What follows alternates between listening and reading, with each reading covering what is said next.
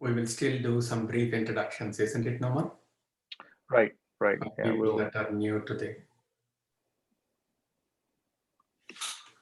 Okay, so we're just gonna start the webinar now.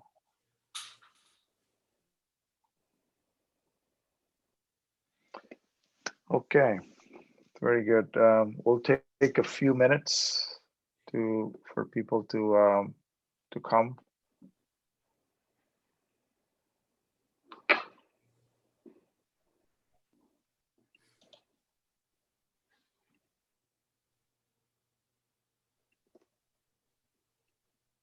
So as people are coming, we'll just take a few minutes.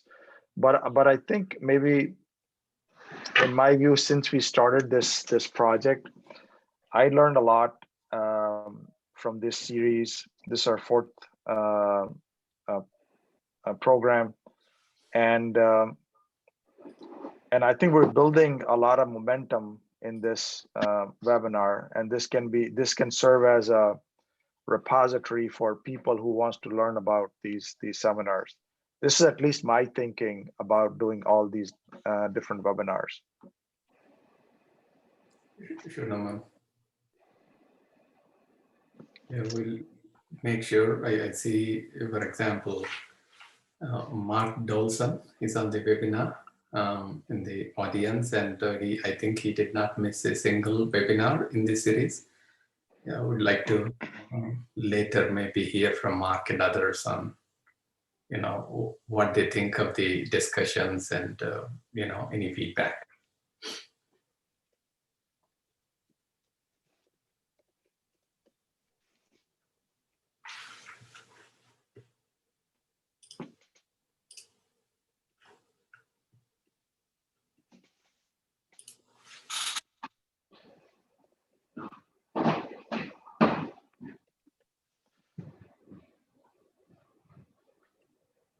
Okay. All right, let's go. Welcome, everyone. Welcome to our fourth webinar here, where we are talking about organization for data science and analytics. My name is Naman, and I'm a co-founder at IndustryX. It is my pleasure to welcome you and to welcome our panelists here. So we'll just take a few minutes to go around the table and do a quick introduction from the panelists. So Brett, go ahead, please. Sure. So my name is Brett Vermed, and glad to be here again. I work at General Motors, and my role at GM is I am the global director responsible for our big data infrastructure and engineering work, including what we're doing around high performance compute and advanced analytics infrastructure. Welcome, Brett. Nabil. Good morning, everyone. I'm Nabil Rod. I'm currently with General Motors Financial. I'm the VP of Data Science, and in that capacity, we work on developing data products and supporting the business with decision making across all functions. Glad to be here. Thank you, Nabil. Babu. Good morning, everyone. Ratna Chinam, professor and chair for the Industrial and Systems Engineering Department at Wayne State. Been in this space for the past 30 years, starting with my dissertation studies in the early 90s, and contribute to developing programs in this space, organizing business facing events around data science and analytics, and closely work with a number of large companies and small companies, as well as startups, trying to advance data science and analytics. Okay, all right. Thank you, Babu. Welcome. And Nabila, I think we're getting some feedback from you. I'm not sure. Let me make sure I stay on mute. Okay, all right, very good. So just a quick introduction about IndustryX. IndustryX is an innovation center of operational excellence and resilience. We are focused on acceleration of Industry 4.0 technologies, including automation, robotics, AI, data science analytics, augmented reality, and all of the fun stuff that are needed to promote operations and to excel and to advance operations in this environment. Our key pillars, our key focus, we have four core areas. One is we are working with industry on projects, including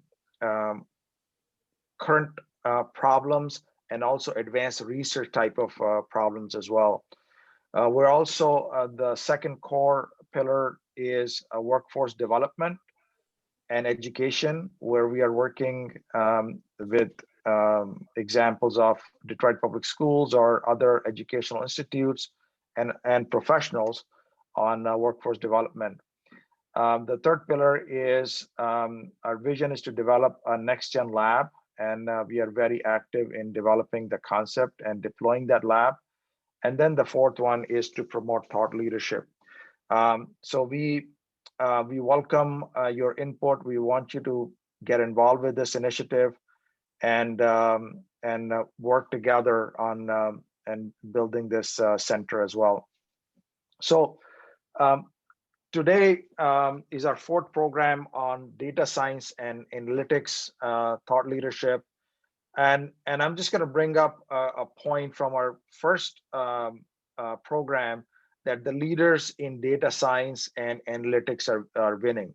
If you look at Netflix, or you look at Amazon, you look at Pepsi, or look at any other leader in this market right now, they are utilizing data science and analytics. And also, we have two experts here from General Motors, and they're the experts in their field. And they have been telling stories and case studies how General Motors is excelling in this market. And this market is a huge market. Some of the key numbers for this market is $15 trillion GDP impact by 2030 from data science analytics. And the market size is growing at CAGR of 19.4%, of almost 20% to a market size of 243 billion by 2030. So this is the type of growth that this market is, this technology is seeing. So some of the strategic considerations for data science analytics, how we see it. Number one, this is this is applied, implemented to improve the competitive positioning of the companies. A lot of the companies are investing in this area, but a lot of the companies we're seeing is they're using to grow their businesses, where they're using data science analytics to go to new markets, to monetize on the data. And then the third one is the compete on analytics. And this is the third area where we're seeing a lot of businesses, they're innovating and they're re-engineering, reimagining their businesses, and competing on analytics is one of the key area. So given these three key considerations, strategic considerations for the market, and organization becomes important in success of the organization, in the success of the company, and moving these companies forward using these using the data science analytics. So today we're going to go deeper on the organization side of the business, and we have some great experts on our panel today to help us with this information. So when we look at the organization, I want to open up the discussion about what are the key objectives of data science organization. Do we need a data science organization, or are we okay not having a data science organization? So I'm going to open up with Brett first about his views about the key objectives of data science organization? Yeah, thanks, Norman. You know, I really do think that at the end of the day, right, what the whole practice of data science and the value potential of data and analytics, it's unlocked through decision support, right? All the outcomes of any advanced analytics, any of the even the more descriptive analytics practices in companies are all there to support timely and effective decisions to help improve top line revenue, to improve your go-to-market posture and your market share, to help improve your efficiency inside the company, et cetera, right? So the bottom line really at the end of the day is decision support that comes from the insights that are gained through the practice of analytics. Everything else that we talk about is necessary but supportive of that ultimate objective. So, you know, as you start thinking about your data science organization and how to structure it and what skills and roles to define in your organization, you have to think about how your organization makes decisions and how you can help drive those decisions quickly. That's where my thoughts start, right? No, I think decision making, effective and timely decision making, is key, and is the fundamental. But maybe Nabil, what are your thoughts about the key objectives and how you structured your organization? What were you thinking in structuring your organization for data science?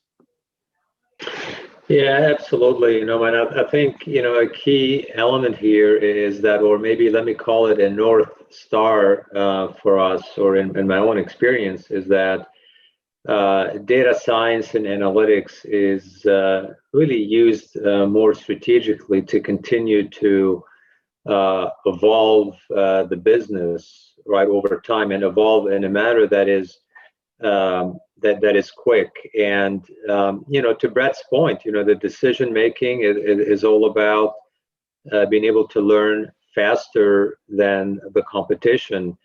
But also there's another dimension to this that's becoming increasingly important in the work that we do, which is products. So if I were to kind of break data science into two main objectives or maybe pillars, one would be decision science that you know, Brett mentioned, and the other one I would call it, I don't know, call it product science, which is increasingly we are involved in developing data products that provide benefits to the company, right? So this is the other side of decision making, if you will, in the sense that how do you provide, let's say, our users or our customers with a better, let's say, app that they can use to transact with the company, right? So all of a sudden you see data science being in the middle of a product development type of an approach that complements decision making. Yeah, Nabil, that's a great point, right? Because we've seen use cases where we have used data products to power entirely new lines of business, right? From monetizing data products that are of interest to others outside of our company to, the most recent really public one is OnStar Insurance, right? And the power of, OnStar Insurance in that new line of business for GM is being driven from a set of data products that are a result of analytics inside our company, right? So there are some really interesting use cases that are propelling the company into new directions that would not be possible, right, otherwise. So that's a great point. Yeah, so I agree. Which in a way, just very, very quickly, which really influences how you think about the structure, right, and what kind of skills you need on the team. Mm-hmm. So a lot of very good comments. So as we stated, as Norman stated earlier, as well as our discussion from prior webinars, data science and analytics exists for the sole reason to advance the efficiency of the operations, to advance the agility of the firm, allowing the firm to be more competitive, right? It's not supposed to be some back-end operation, that's by itself, but it should be data science should be, and its expertise should be embedded throughout the organization to allow the firm to be, faster. And it could also involve automating certain kinds of decisions and things of its sort. So it doesn't have to be just decision support. Certain non-value activities can be completely automated if appropriate. So that is why, companies need data science and analytics. And the fact of the matter is, vast majority of the companies, in established industries are not there, right? We are not doing a good job of leveraging the data to drive efficiency, to drive, better decisions. And I guess today we're going to be talking more about the other key enablers that are discussed here, such as you cannot be effective if you don't tap into that domain knowledge, right? So hiring a data scientist, a highly talented data scientist, but doesn't know anything about, product development, doesn't know anything about, what it takes to drive supply chain resilience, or what would it take to basically improve, warranty analytics. It's not going to work. So leveraging that domain knowledge and coupling that with a good data science organization to allow the firm to make more effective decisions. Yeah. And I do think the point around the learning organization is important to think about as well, right? As you look at, from the underlying technologies and the rate of change from a technical perspective to the rate of change even on the business front that companies have to maintain to even be competitive, let alone to lead. I think the culture of being a learning organization, learning to innovate quickly, learning to fail quickly, learning to share lessons learned and build, skill sets within the organization to help people master all of the different disciplines, whether it's technical data science or whether it's some of the functional disciplines. If you don't have that learning orientation, you quickly find yourself falling behind, right? And it's inevitable. And these are cultural shifts that take time, at least from my experience. And it's not something that you can set up a project and say, okay, in 6 months, we're going to be a learning organization. It's an evolution that you have to be mindful of, and it has to be ground up and leadership led, based on my experience. But great point. Yeah, that's a great point, Brad. And in fact, one of the challenges that we see in, let me call them non-native, digital-born organization, if you will, is that when it comes to learning, when it comes to running these experiments, there's a tendency to say, run these experiments, but also give me the business case, which is counter to the whole concept of an experiment, right? And so that's a bit of a limitation that perhaps traditional companies struggle with from a learning point of view, because they're putting that business case in front and saying, well, show me the business case before we run experiments. And it doesn't work that way. There has to be kind of a leap of faith into trying and learning without necessarily having this traditional mentality of building a business case before you do anything. I agree. I think what the beauty of the age where we are living is that technology or this type of things before in the past used to be support organizations, and the whole function was to support organization, to improve organization, to run the organization. But what we're seeing nowadays is like technology organization, like data science is now getting the center seat in the boardroom now, because now this is getting connected to your strategic direction of the company. This is connected to the growth of the company, how the company is going to grow, how the company is going to monetize. The perfect example, Brett, you brought in, and it's connected to the business innovation.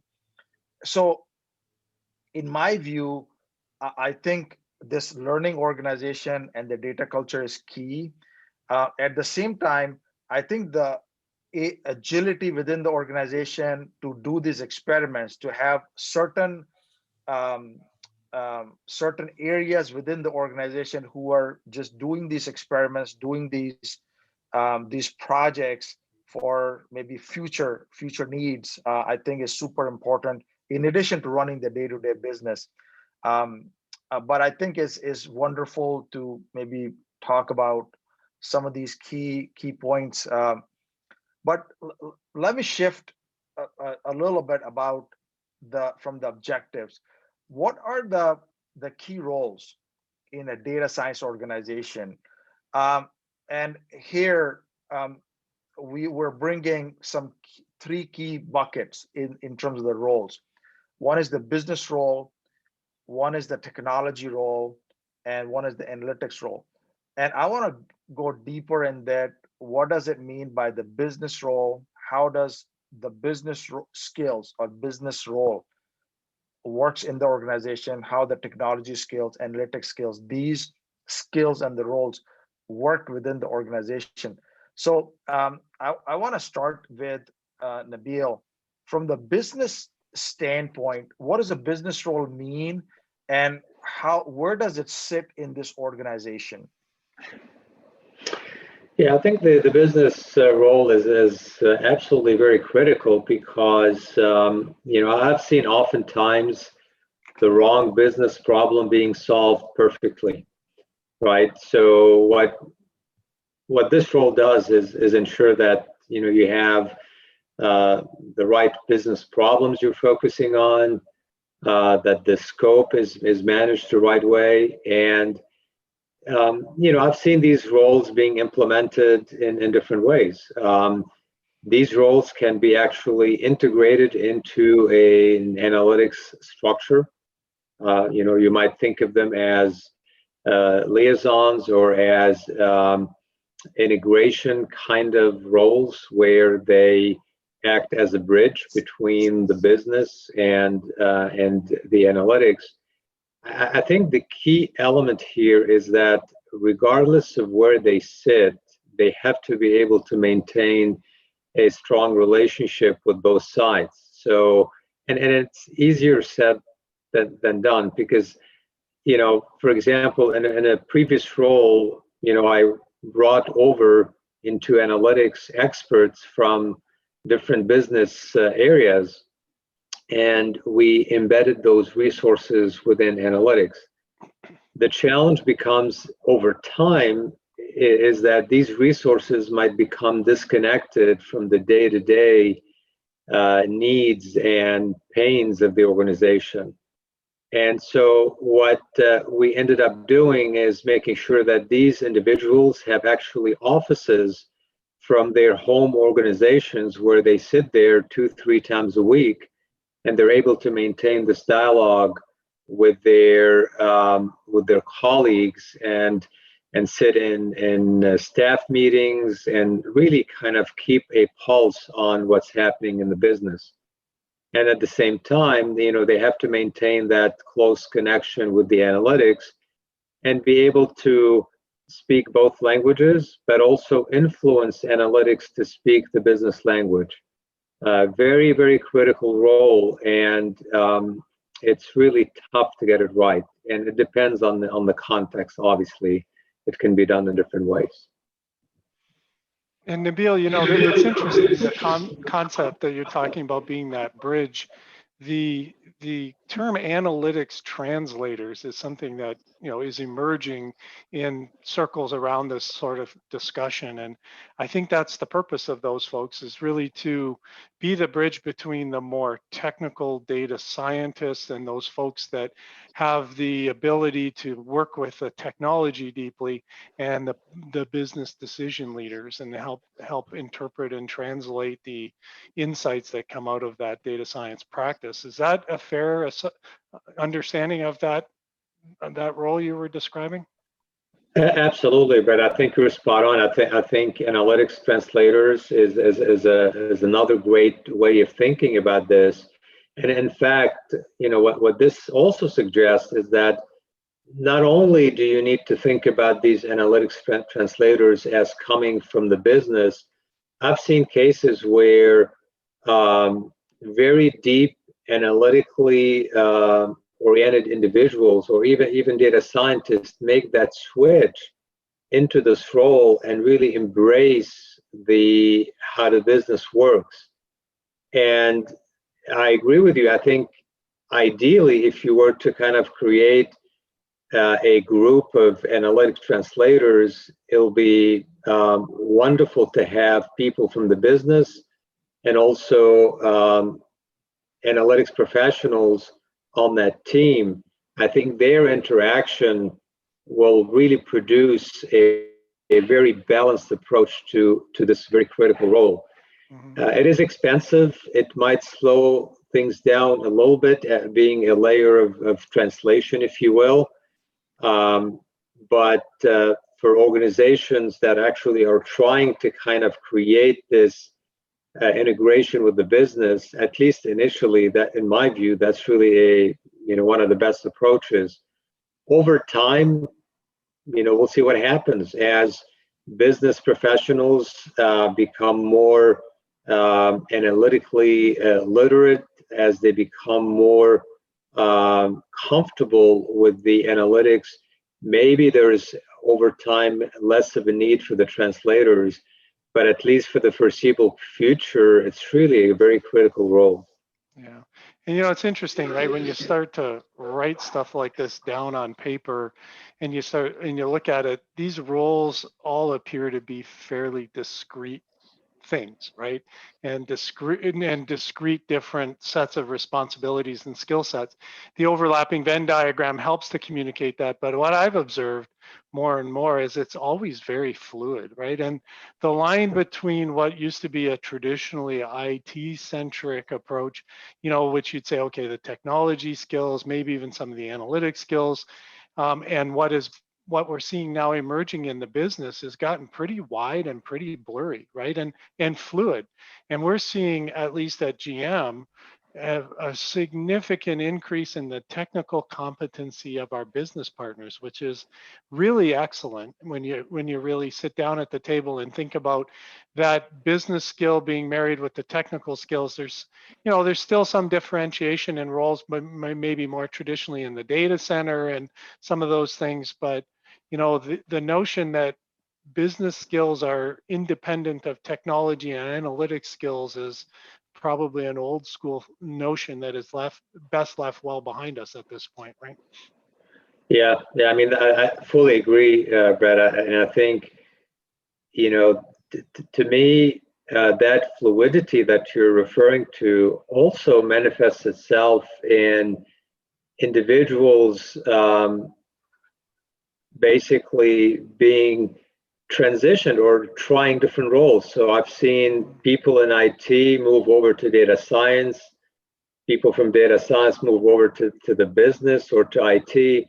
Not that the goal here is to create a unicorn, because I think that the concept of a unicorn is too expensive and too unsustainable for mass production, if I can call it this way. Mm-hmm. But I think these tours of duty across different aspects of the business create more of a unified community.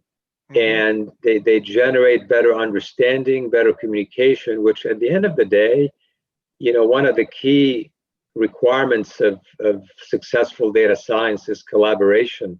And I think these kinds of tours of duty promote very strong collaboration and relationships across different functions. Yeah, that's great. Great point. Couple of points from my perspective. Great discussion.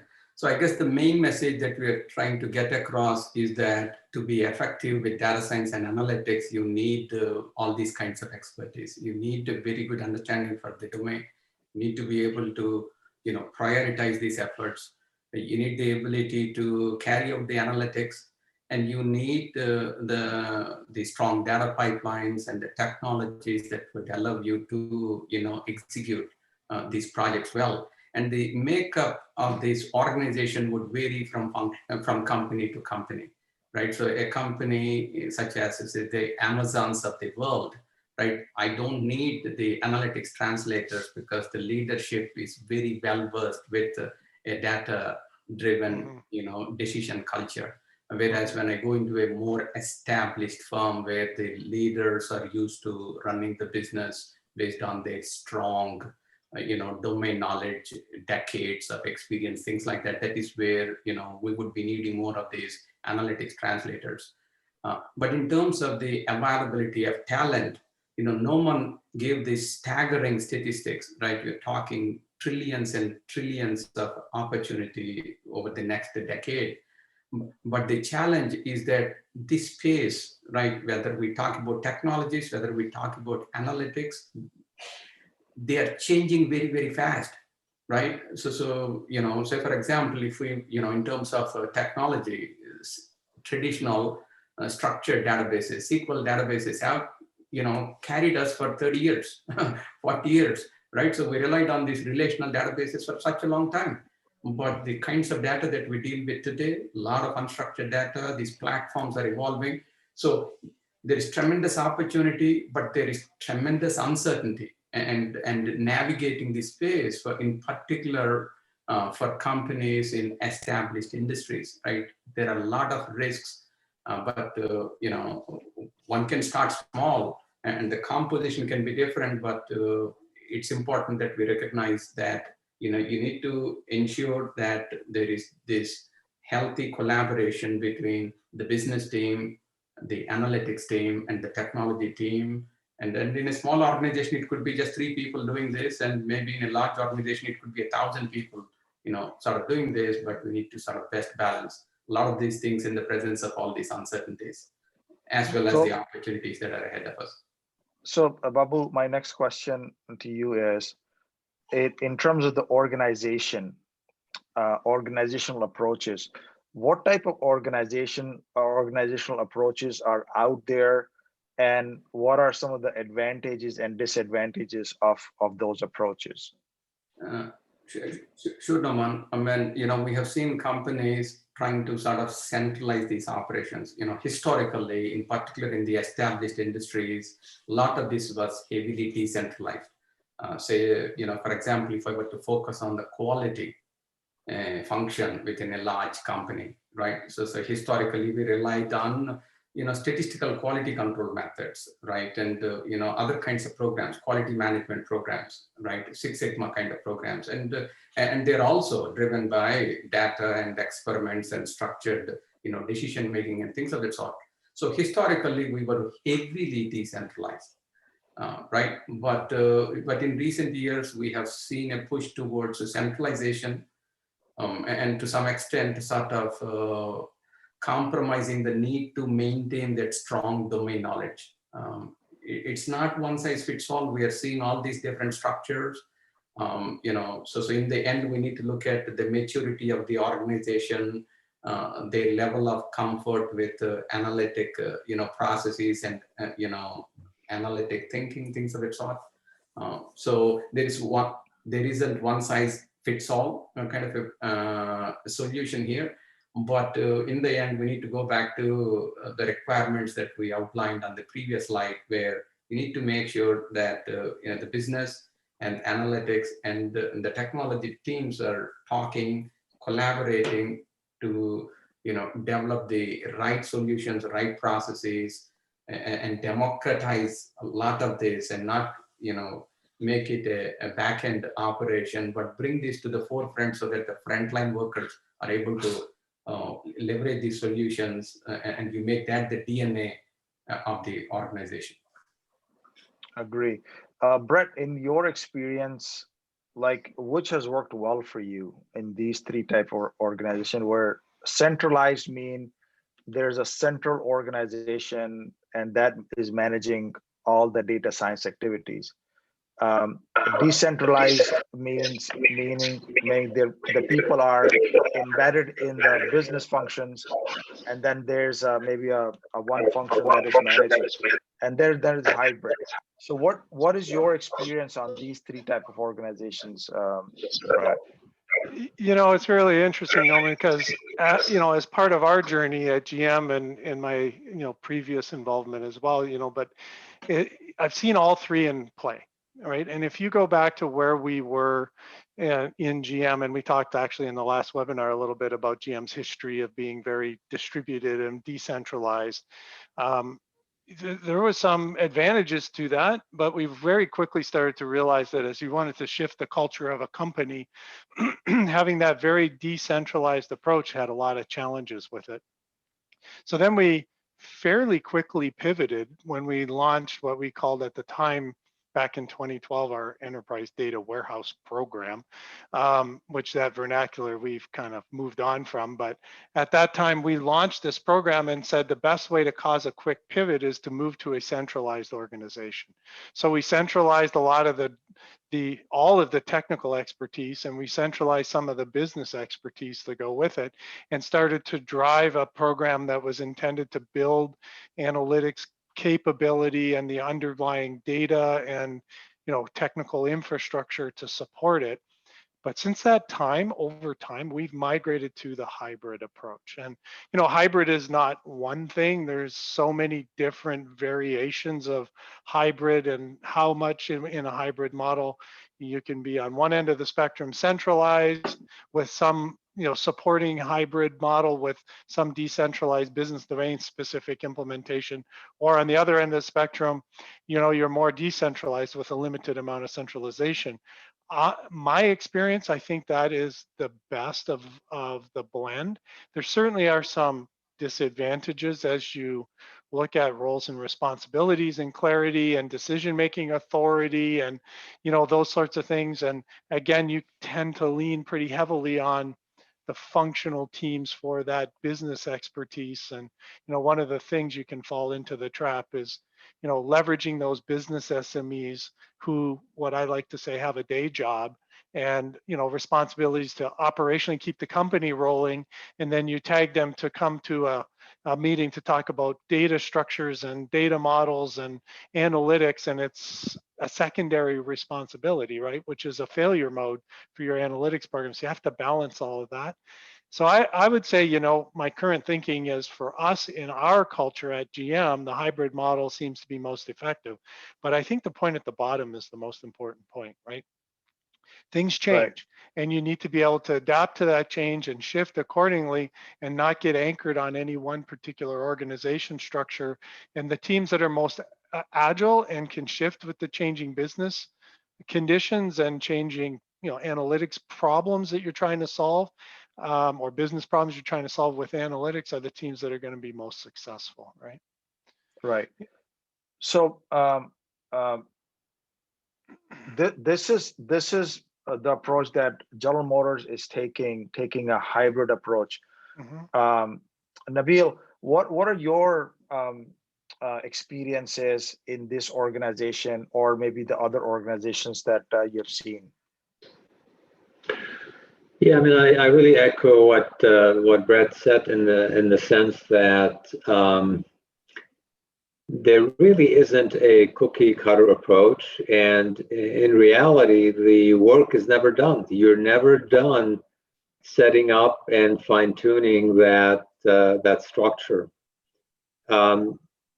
In my experience, we started focusing on a traditional risk analytics function, and then as that function basically proved its value to the organization, other functions became interested.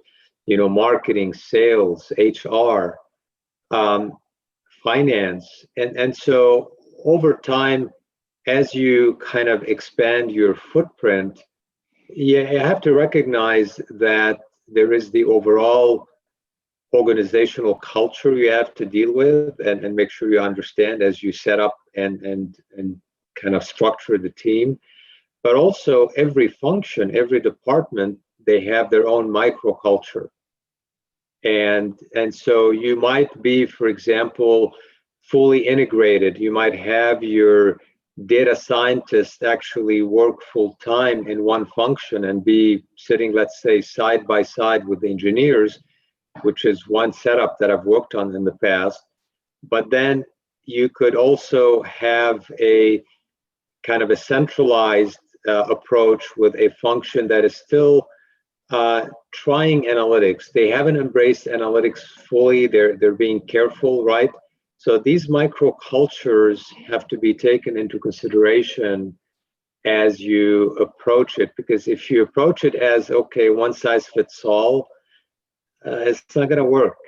In particular, in an organization that is traditional, where you're going to have variability in the adoption of analytics across the organization. And then the other dimension of this is, as you think about this globally, if you're a global organization, that adds more complexity, and you might have, different approaches depending on the country that you're operating in. I mean, I've set up analytics teams in Asia Pacific, in Africa, in Europe, and I can tell you that each one required some kind of a tailored approach to make sure that you are keeping the business needs front and center, and you're keeping the personalities and the expectations in front of you.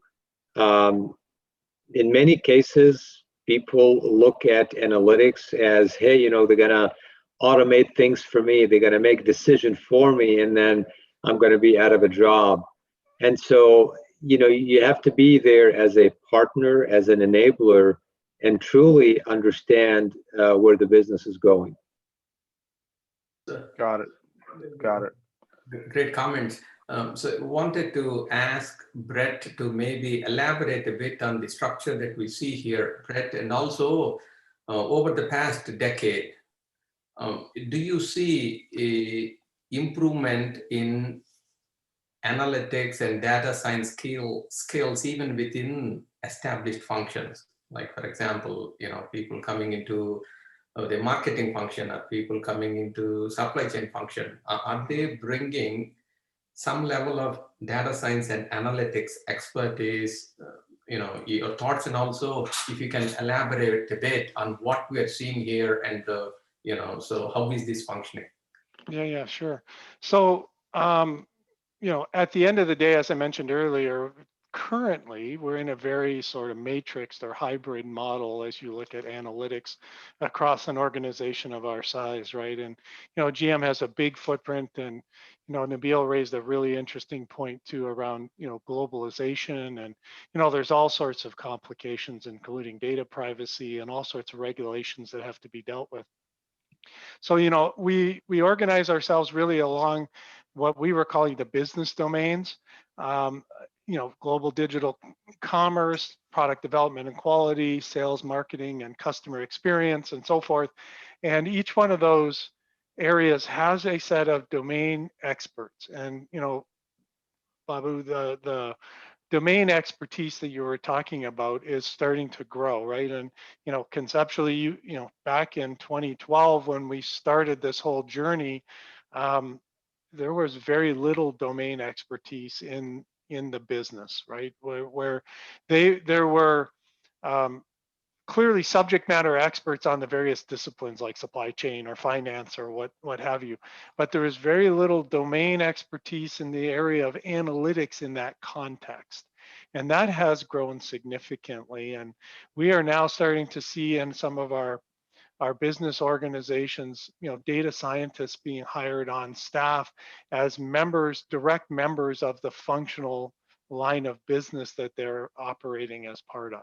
And that's a really good news story for us, because we put a lot of energy in some of these horizontal activities to build the underpinnings and create the machinery and the raw material that go into analytics.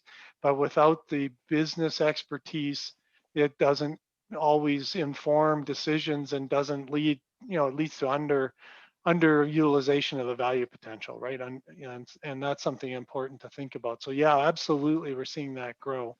Interestingly, over the course of the last 10 years, and I think it was like 4.5 years ago, GM appointed or hired our very first chief data officer globally.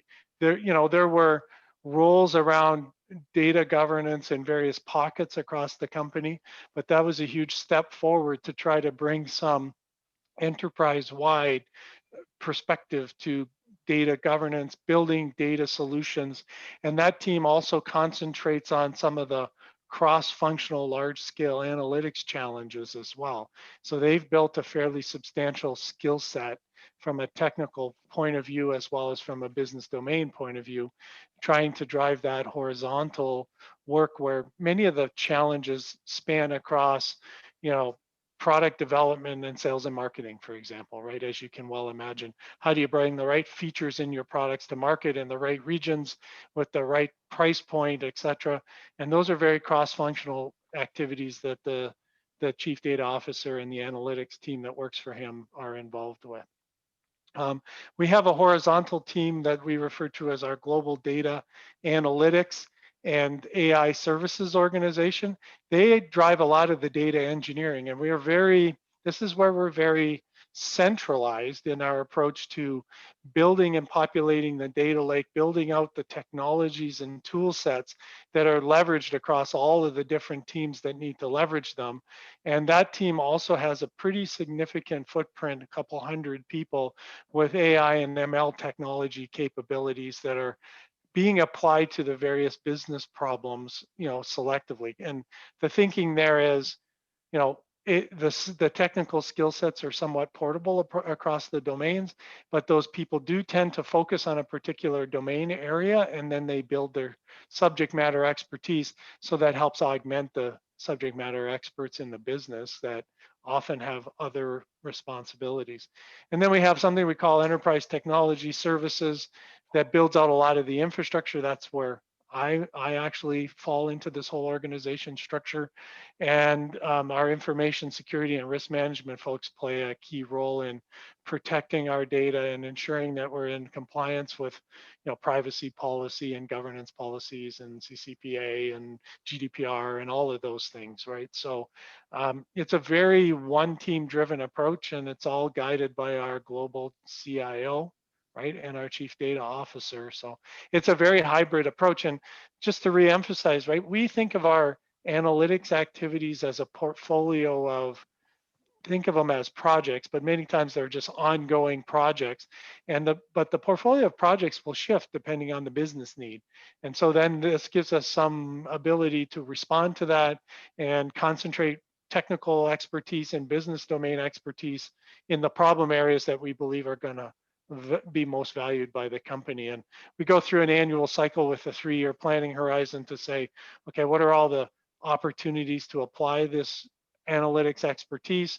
What do we believe the business value is? And then we make some decisions with the most senior leaders in our company in each of the business domains to say, okay, where are we going to focus our analytics efforts? And every single time, right, you plan, and you get a quarter or two into it and the plan changes. But that's the nature of the business. And so, it's important to be agile. And this is how we're structured today. If we had this webinar in another 12 months, I'd probably have a somewhat different spin, because it's really important to adapt and adjust as you go, right? That is key. That is key. So in terms of, we have a few more minutes. I want to spend a few minutes on this slide here, or this topic, because organization is, we understand the organizational structure, but we have challenges to build talent density and the leadership capability. So on this chart, we're showcasing different roles that we discussed before in terms of the difficulty of acquisition on x-axis, low to high, and then the strategic importance from low to high. So I want to take some advice from Babu about how do you see this chart and how some of these functions are important by looking at these two different factors. So when I look at the platform engineers and the data engineers, it's like the utility, right? You count on the electricity to be available when you turn on the switch. You want it to become transparent to you. So today we are struggling because these technologies are changing very, very fast. But I'm sure Brett would agree, 5 years from now, 10 years from now, that is very transparent to an analytics team, right? I need the compute power to be able to do X, Y, Z. It is there instantaneously at the right volume. right capacity, things of that sort. That is not the case today. We are struggling a great deal with, okay, I can build a great machine learning model to identify which customers might defect from this particular service, but how do I productionize that model, and how do I make it easy to deploy, and so on and so forth. So lots of challenges today because the technology infrastructure is changing. It is very volatile, but over time I expect that to become a lot more transparent and readily available. But in the end, the value is going to be derived by the biggest bubble there, which is leveraging the data to be able to foster better automated decisions, decision support, things of that sort. I see over time that data engineer role and platform engineering role becoming a lot more transparent because the technologies will mature, right? So that will not be the primary concern of the data scientist, but of course that needs to be managed because in the end, you do need that infrastructure to be able to basically deliver these solutions to the end users, the internal users, things of that sort. Nabil, how are you managing these challenges in the current environment? Like some of the roles, some of the skills are difficult to acquire, and there are some strategic importance. What is your perspective on this?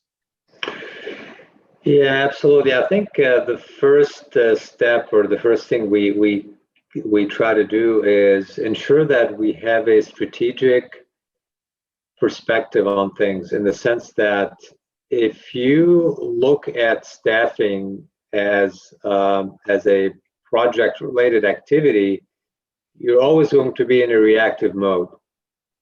And so, but if you think about it strategically, you're going to actually, if some talented data scientist knocks at your door and say, I'm interested in joining GMF, if your thinking is only related to projects and you don't have anything at that point in time, then you're going to probably say no.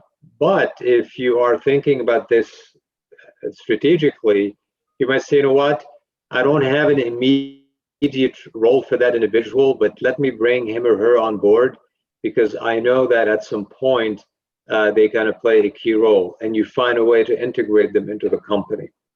So that's the first thing we try to keep in mind, is keep a strategic perspective and hire strategically as opposed to hiring for projects. The other one is, if I think about even the definition of data science, someone asked me the other day, what is the definition of data science? I said, it's a process that is scientific, it's creative, and it's collaborative. And that collaboration is key. We put a lot of emphasis on collaborating with universities to ensure that we're not only able to flex based on the projects that come our way, the problems, the products we need to build, but also that the domain is changing. I mean, there's so much to know, even within data science today. You can't possibly build all the expertise with a lot of depth and have that maintained within your team. It's just too expensive and it takes too long. So universities is a great way to have these sources of talent.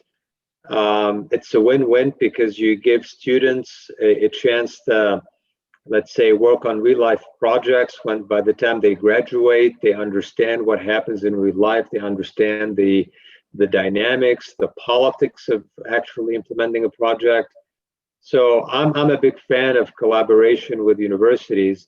And obviously you have the traditional consulting type of agreements and agencies that we work with.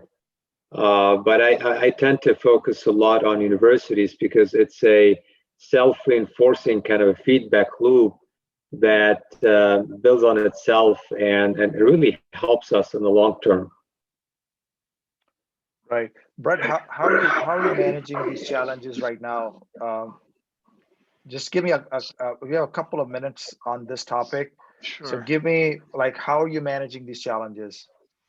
You know, I think there's a couple things. One thing we hadn't touched on that stands out to me that we've been focusing on and is the leadership talent piece of this as well, right? As you talk about, you know, technical engineers and data engineers, and I believe, you know, Babu is right, as tool sets evolve, you know, that becomes a more automated function. And, you know, you look at public cloud, hybrid cloud, and all of those strategies. And that will allow companies to focus their investment on the data scientists and business SMEs that drive value. But without the right leadership, I think that you know, an organization can flounder, right? And to me, you know, building an effective organization to support data science and analytics is a lot less about the solid lines and dotted lines than it is about having the right culture and the right ingredients. And that starts with the leaders at the top. And it's very difficult in some cases. It can be done, right? But it's very difficult in some cases for a traditional leader is very accustomed, and you know, as a senior leader, it's hard to argue they've been very successful with an intuitive based decision making model, right? So if you're basing your decision processes on intuition and it's got you to the vice president or president or, you know, CXO level in a company, it's a little hard to let go of that, right? So that transformation is important, because if you don't have the right leadership ingredients at the top driving that, it becomes really hard to be successful. So, you know, one of the things we've talked about is how do we get our leaders upskilled and transformed? And some of that is, you know, we've been lucky with our transformation at GM and the big insourcing effort we went through a number of years ago. We brought in some leadership talent that had that perspective, and then that has, you know, sort of like instills that in other leaders, and it builds a momentum, right, within the company. But, you know, so focusing on the right leadership talent, and, you know, the rest of it, you have to think about and you have to be strategic about it, to Nabil's point. But it's really important that we focus on that top side as well, right? I fully agree with that. And then the leadership talent or the capabilities, I think in terms of is changing, the role is changing a lot, and a lot of the we talked about the point of the data officer, chief data officer, and chief information officer. How are they connected to the strategic part of the business, not only just providing this analytics to the business? And so what are maybe some of the key lessons from that perspective? How does these leaders are interacting with the business, and how is that helping the company to move forward? Brett, or maybe Nabil? Yeah, sure. I mean, let me start, and Nabil, you know, you jump in, right?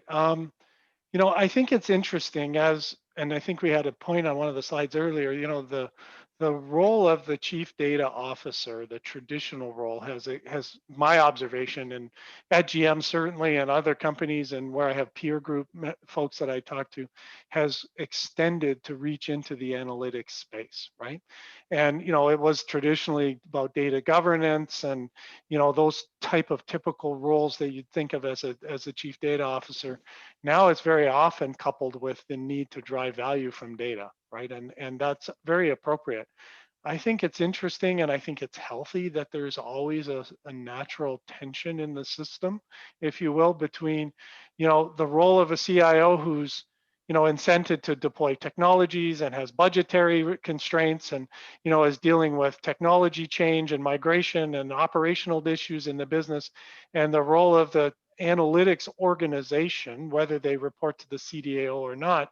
They're more, I would say, forward-looking and looking for agility and so forth. And there's, you know, if you work those together well, that natural tension can propel the company, right? You know, this is never, because it's a change-oriented process, it's never something that's going to be without tension and without conflict, but you have to think of that as healthy. Right, I would be very worried about an organization that didn't have some of that tension and conflict surfacing, thinking that they're underutilizing their resources, underperforming to potential, because the tough problems bring with them different diverse perspectives and different diverse objectives that all together need to be met to propel the company forward and really get value. So I don't know, Nabil, what your thoughts are, but that, to me, that healthy tension is an important ingredient in how you design your org structure and be very thoughtful about that, right? Got it. Yeah, absolutely. We're almost out of time. 30-second. What is the key lesson that you have in building the data organization? Give me one lesson, please. I mean, to me, it's one key point here is, where does the analytics report to? For example, to me, if you have a chief data analytics officer who, let's say, reports to finance instead of the CEO, that's a telltale sign that there isn't necessarily that embrace of analytics at a level that can actually be strategic and really effective. So you have to really make sure that analytics has a seat at the table at the highest levels of the organization. And otherwise, the ability to influence will be compromised. Got it. Got it. Babu, your key point? As you said at the beginning, Noman, this coming decade is going to be a golden age for companies to leverage analytics to drive efficiencies within the business, grow business. Lots of uncertainties, unfortunately, right? I mean, that is what it is today. But the companies have to get started and and leverage these opportunities, build this capacity to become more competitive and be more resilient going forward. Got it. Got it. So thank you, Babu. I think it's a great point to end this conversation. And obviously, there's the topic is so big, and there's so much time we have. If you need more information, reach out to us. We are available to help. And next time, when we are coming back for the session 5, we're talking about managing the single source of truth. This is one topic which a lot of the people struggle with. We're going to talk about this topic next time, June 24th, same time, last Thursday of the month. And if you want to look at the webinars that we have done already, there's recording available on our Facebook page. There's recording available on our website. We have done introduction to data science analytics. We have done what is a successful data to value strategy. How do you do that? Then last time we did infrastructure, and now organization. So we have a number of other webinars that are coming. So stay connected with us. And if you have any questions, please reach out to us. We are available for support. And with this, I'd like to end this webinar. And I'd like to thank the panelists. Babu, thank you for bringing those valuable insights. Nabil, thanks for joining us. And Brett, as always, a great discussion. So with this, thank you, everyone. And we'll be back for more next time. Thank you. Thank you all. Thanks, everyone. Thanks, everyone. Thank you.